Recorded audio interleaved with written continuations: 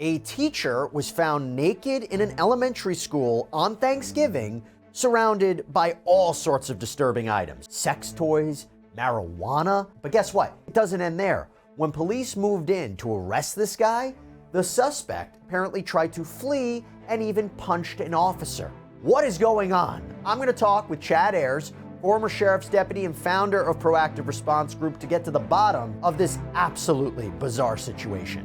Welcome to Sidebar, presented by Law&Crime. I'm Jesse Weber.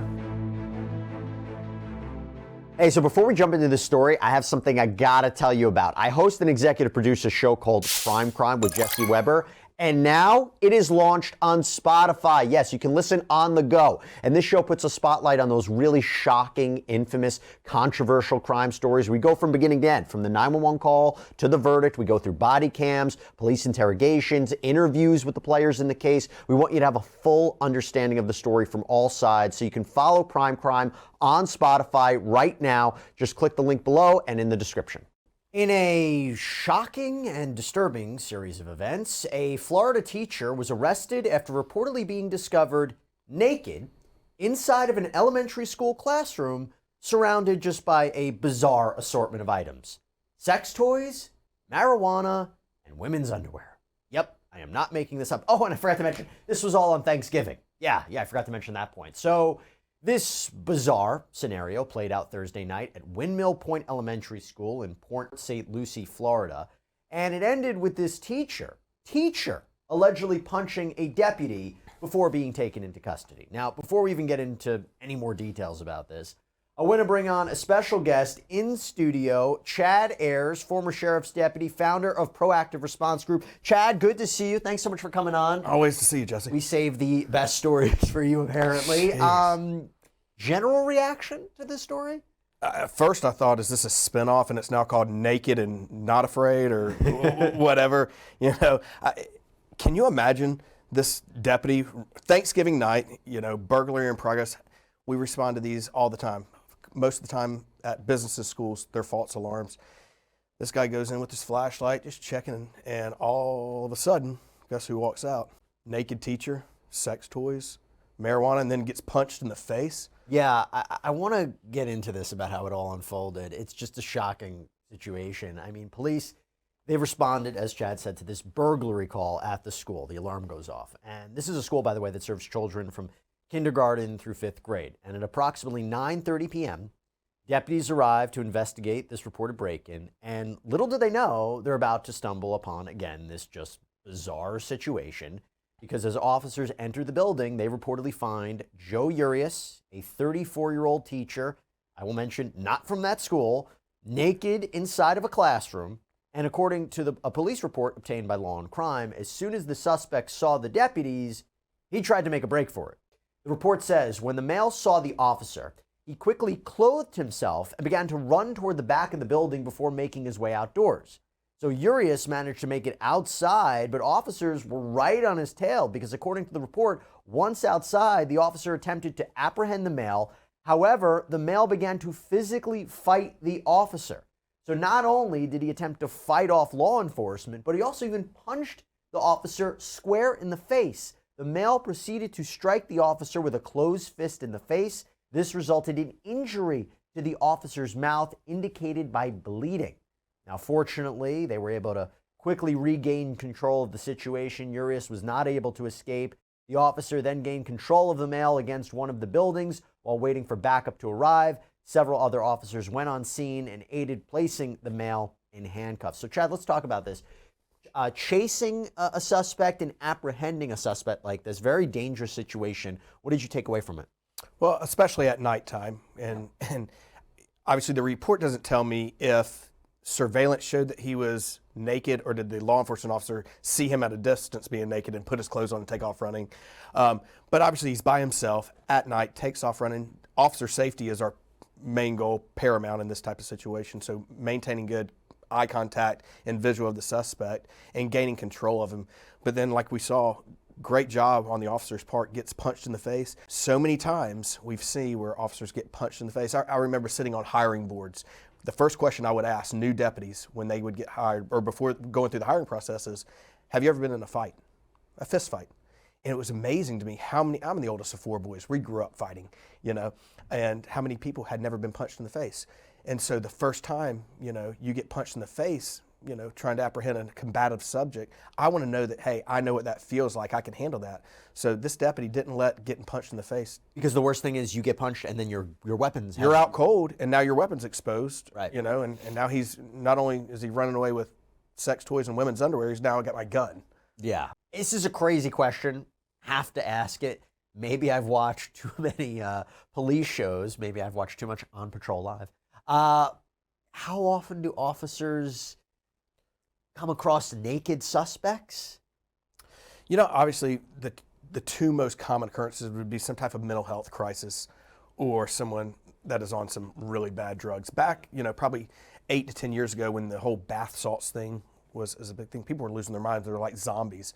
But the only time I've ever made this lewd and lascivious act charge was not in this type of situation. A lot of times these charges are used for like sting operations, like for us, these public parks where men are exposing themselves or engaging in sexual acts, like at public parks or in restrooms and things like that. I've never seen this charge be made in a situation like this. Again, a sensitive way to explain it, but when you're approaching somebody like that, do you respond to them differently? I mean, there's not clothing to grab onto. It's a little bit of a different situation, right? It is. Not to make light, but you know what we're talking about. Yeah. Look, you don't know how you're going to react till you get there. Yeah. But what I would always do, obviously we're taught hands kills. Gain control of these arms and these hands as quick as you can. But obviously, they're in the back of your head, you're sitting there saying, I'm fighting a completely naked person. Yeah. Doesn't change much, though. I mean, our goal is to apprehend this person, get them in custody. But it does throw a wrench into you mentally. Well, now let's go into this other aspect of the story, this chilling discovery that officers made back inside the classroom, because in addition to finding Urias naked, reportedly naked, police reportedly uncovered a series of items that raised a lot of questions. The report reads the male had several belongings in the classroom, including clothing, food, a laptop, and, I hate to say this, self-pleasuring devices. In addition to this, the male was carrying a leafy green substance in a clear plastic container, which was later FTP for THC cannabis. Now, it's unclear why Urias was even in the school in the first place. All he apparently told police in the report was that he was homeless, that he got into the school through the window because it was unlocked. And what's even crazier about this is that, as I mentioned, he is actually a teacher. He doesn't teach there, though. No, according to the report, he was teaching at Somerset College Preparatory Academy in St. Lucie West, and there reportedly a string of complaints against this school. Maybe we'll have an opportunity to talk about it later. But Chad, talk to me about those items, because that is now telling a very interesting story, is it not? Well, the interesting part is obviously this guy had to be under the influence of something. No normal person acts this way or does this. Usually, though, what we see with the discovery and the field testing of the positive of the marijuana, that's different. Most of the time, I worked a lot of methamphetamine cases. Methamphetamine hits the dopamines a weird way. It causes a lot of sexual fantasies, sex drive up. It's weird what it does. So I've never seen this obviously on a marijuana. So maybe this is some type of weird fetish sexual addiction that this guy has. Well, wouldn't you say? I think a fair assumption could be, I could be wrong, is it's a lot of stuff if you're planning on staying there. And he's staying there on Thanksgiving. The school is closed, right? And so he had things to hang out there for a while, right? Correct. Which is concerning to me is in today's age where safety and security of a school is paramount, and now we've got open windows in the school. I mean, thank God the alarm went off, yeah. Right, but schools need to make sure doors and windows are locked at all times. Yeah. So it does. It throws a monkey wrench in this thing a little bit. It never comes out, Jesse, and says, did this guy actually have a home address? Or was this some type of drug-induced situation? Or is it some type of mental crisis? It's hard for me to believe in Port St. Lucie, Florida, this guy's a school teacher and he's homeless. I'm not saying it couldn't happen, but, are we doing good background checks on these teachers and finding out, what their backgrounds are? It is disturbing. This guy's still a teacher. He might not be a teacher at this elementary school, but this is a teacher that is around kids, that is in an elementary school with a self-pleasuring device and drugs and alcohol. Talk to me about how officers actually collect those items of evidence and how they process them, because this is a key component of the case. And by the way, I mean, I should tell you, he's facing charges of lewd and lascivious behavior. Essentially, that means, sex acts that are considered arousing, burglary, possession of marijuana, battery of a law enforcement officer. So those items are key pieces of evidence in this case. How does law enforcement make sure they collect them and preserve them and test them? It's easy. You call the rookie. Yeah. You call the rookie deputy to come collect this evidence, because I'm not touching it. Yeah. But it's just like any other piece of evidence. It's almost like a sexual assault kit where we take, someone that's been sexually assaulted, take them to the hospital. It is still evidence of this crime. So using proper handling, obviously you're going to use gloves in any type of situation, but sealing it up, putting it into evidence, I mean, that's the easy part, but nobody really wants to be handling. I can't tell you, I mean, you watch enough shows, you've watched On Patrol Live, and, we come upon sex toys all the time. Yeah. And that's why you wear gloves, and that's why you look under a seat before you reach your hand under there. I have a feeling that what you just said will be clipped and be used as a meme somewhere. So unfortunately, I think that's now the position you're in. I mean, this is just such a wild, wild story. And by the way, his arrest, it marks a very long fall from grace, because he had been employed at the Somerset College Prep School. And that school, which served students from grades 6 to 12, it was quick to release a statement about the incident, although they didn't mention Urias by name, because in this Facebook post that was shared by the prep school on Tuesday, the school confirmed that they were aware of the allegations involving Urias, saying, "We want to emphasize that the safety and well-being of our students and community are our top priority. As part of our commitment to maintaining a safe environment, all prospective employees at our school undergo thorough background checks and screening conducted by the local school district. We do not hire anyone without this clearance. We have handled this matter administratively and will take all necessary actions to ensure that this individual does not return to our campus." Now, we took a look through a couple of the comments underneath the school's post, and some of these commenters, or comments, I should say, express frustrations about this school's background checks. And some even mentioned that this may not be the first time something like this happened at the school. So we did a little bit of further digging into this, and as it turns out, there are actually past incidents of alleged inappropriate conduct. There are 3 that we could find. So back in 2018, the Treasure Coast newspapers reported that an 18-year-old man, Carson Holbrook, was allegedly exposing himself and running around Somerset College Preparatory Academy, chasing students, yelling curses, using racial slurs outside the school. He apparently threatened the principal, shoved another student. He was arrested, involuntarily committed following that. 2022, WPTV reported that a teacher resigned from the school for allegedly having an inappropriate relationship with a student. And the school's principal even took to Facebook to disclose the discovery of this inappropriate relationship, though the name of that teacher was never revealed.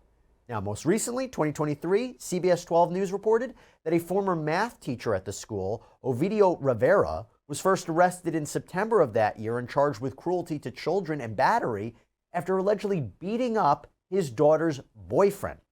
Then, October of that year, he was arrested and charged with 5 counts of sexual battery on a child.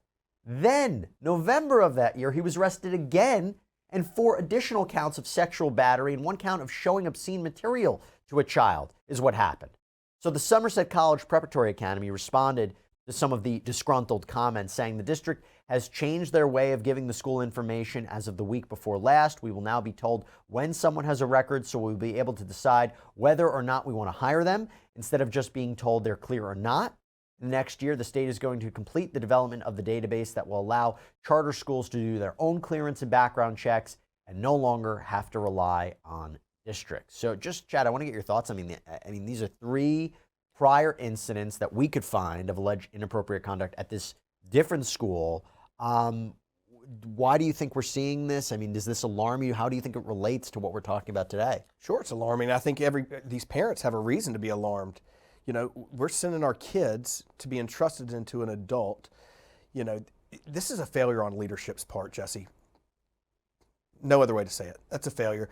Hopefully they are taking this more serious now. Now keep in mind, different school districts versus private versus charter versus public schools, their hiring practices may be a little bit different. A DUI charge in one district or a conviction may be allowed to be hired for a private school or a charter school. So again, there's not like a rubber stamp of who gets in and who gets to teach, based on convictions. I guess it's very subjective as to who they're going to hire. Is there a relationship between law enforcement and schools in terms of improving safety, background checks? I mean, walk us through that. No, I mean, obviously, physical safety and security of the school is in the hands of law enforcement, having school resource officers that we talk about a lot. But just the background and hiring practices, that would probably go on the HR side, human resources side of the hiring practices. But I'll be honest, I honestly think some of this probably has to do with just the struggle to find teachers. This is all across the country. We've heard it a lot lately. It's hard to find good qualified teachers, but sometimes people lower their standards. This isn't any type of business, right? If a certain industry is struggling, you do what you can, you hire what you can to get the job done. But when it comes to children, we cannot let something like this happen. I mean, one of the things you were talking about earlier is the guys with sexual assault cases on children. I mean, this is disgusting. We've got to do a better job. I cover it almost every week. There's another story of it, and it's just, I always debate whether something's happening more now or it's just being reported now. It's more easily available to detect what's happening because it's just a bizarre series of circumstances. Every week we see one of these cases. And look, going back to the beginning of this, as for Mr. Urias, he is currently being held in the St. Lucie County Jail on a bond of $31,000. And while the details surrounding his actions kind of remain unclear, the incident, of course, has raised several important questions, as we've been talking about: school safety, school security, the oversight of school employees, and authorities have yet to provide answers. But as this investigation continues, many in the community are left to wonder how something like this could happen in their own neighborhood. Chad Ayers, good seeing you. Thank you, my friend. It's always good to be here, and I'm glad I'm not going to be on this jury if he takes this to a jury trial. I don't want to see that video footage, Jesse. Yeah. All right, everybody, that's all we have for you right now here on Sidebar. Thank you so much for joining us, and as always, please subscribe on Apple Podcasts, Spotify, YouTube, wherever you get your podcasts. I'm Jesse Weber. Speak to you next time.